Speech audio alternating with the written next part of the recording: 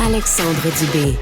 À l'aube de la journée contre le décrochage scolaire, il y a une question qui est dans l'esprit de plusieurs. Combien de nos jeunes auront décroché cette année?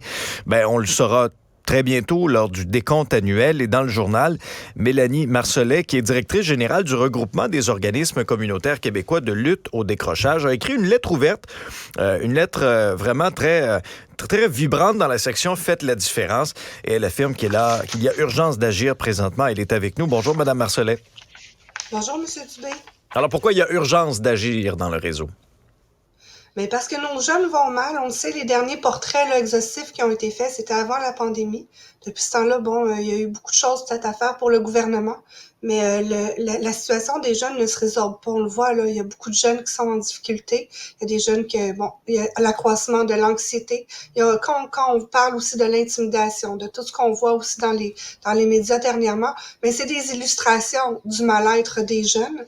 Le milieu de l'éducation, on le sait, est sous pression aussi. Les enseignants, les équipes écoles, c'est difficile avec la pénurie.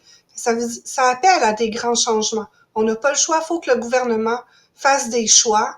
Il dit que c'est sa priorité, l'éducation des jeunes, le futur de notre Québec. Et il faut qu'il investisse puis qu'il fasse les bons choix. Alors, vous dites ça passe par des grands changements. Que doivent être les changements prioritaires, selon vous, pour le gouvernement? Il faut vraiment revoir notre système d'éducation là sur les causes structurelles qui fait que ça va pas pour le milieu scolaire. Le milieu scolaire, l'échec scolaire, c'est une chose qui s'appuie pas simplement sur la bonne volonté des enfants, des parents, des enseignants. Encore faut-il qu'il y ait les moyens. Est-ce qu'on donne les moyens à toutes nos écoles? Les écoles, vous le savez, là, au Québec, il y a une grosse pression, il y a une compétition entre les écoles.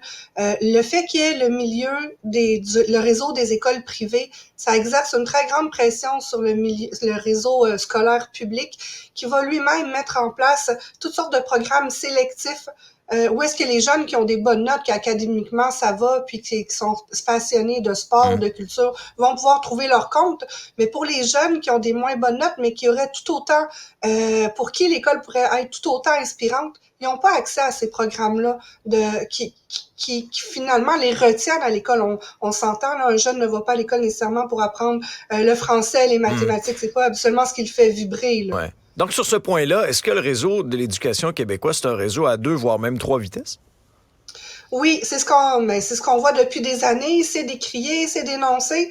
Puis il faut vraiment en prendre acte, puis que le gouvernement, il y a des gouvernements qui ont été audacieux, puis qui ont remis l'égalité de l'accès à une éducation de qualité, à des écoles inspirantes, comme une priorité pour l'ensemble de leur territoire. Vous savez, au Québec, la mission de l'école, là, qu'est-ce qui est écrit au ministère de l'Éducation, c'est d'avoir des milieux inclusifs.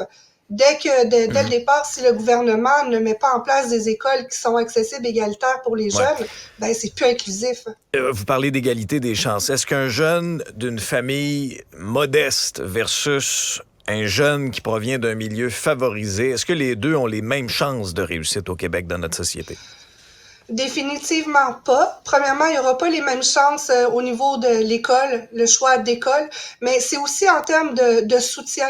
Un jeune qui est dans un milieu défavorisé, on a entendu encore là beaucoup parler au niveau de la pression économique avec l'inflation, avec l'accès à un logement. C'est toutes des situations que l'enfant, quand il arrive, ou le jeune, quand il arrive à l'école, il y a ce vécu-là familial dans son bagage. Même si les parents sont pleins de bonne volonté, dans son petit sac à dos, l'enfant, là, il arrive pas à l'école comme dans le rôle d'un élève. C'est tout d'abord un enfant qui arrive avec ses émotions, avec sa prédisposition, ou avec tous ses soucis qu'il sent, qu'il vit à la maison, qu'il les comprenne ou qu'il les comprenne pas selon l'âge.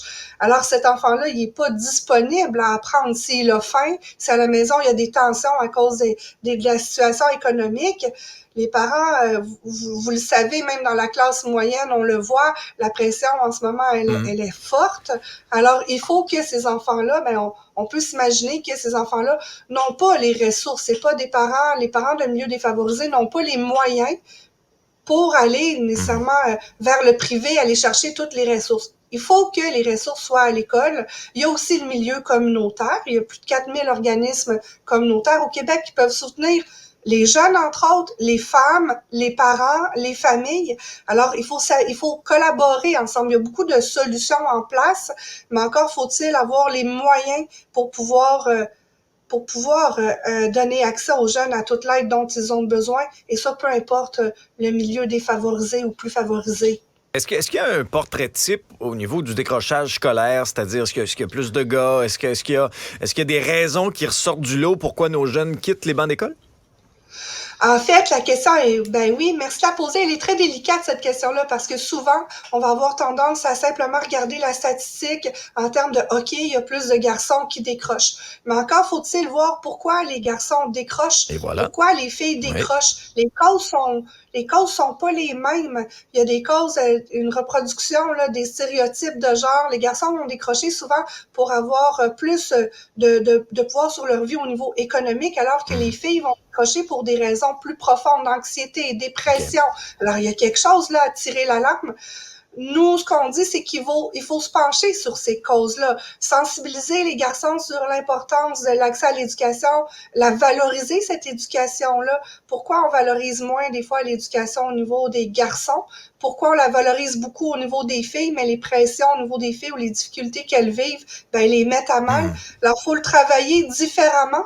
Surtout offrir des solutions, des activités de l'aide qui ne reproduisent pas des stéréotypes de genre. C'est pas tous les garçons qui aiment aller au football. Il y en a qui aimeraient faire des cours de danse ou d'autres choses. Oh oui, il faut faire attention dramatique, etc. Oui, non, tout à fait. Très, très bien. Non, vous avez raison. Je comprends très bien. Merci beaucoup, Mme Marcelet.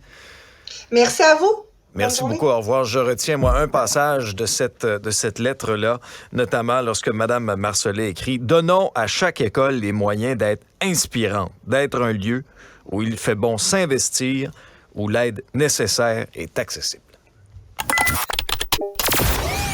Pour parler à Alexandre Dubé, studio à commercial cube.radio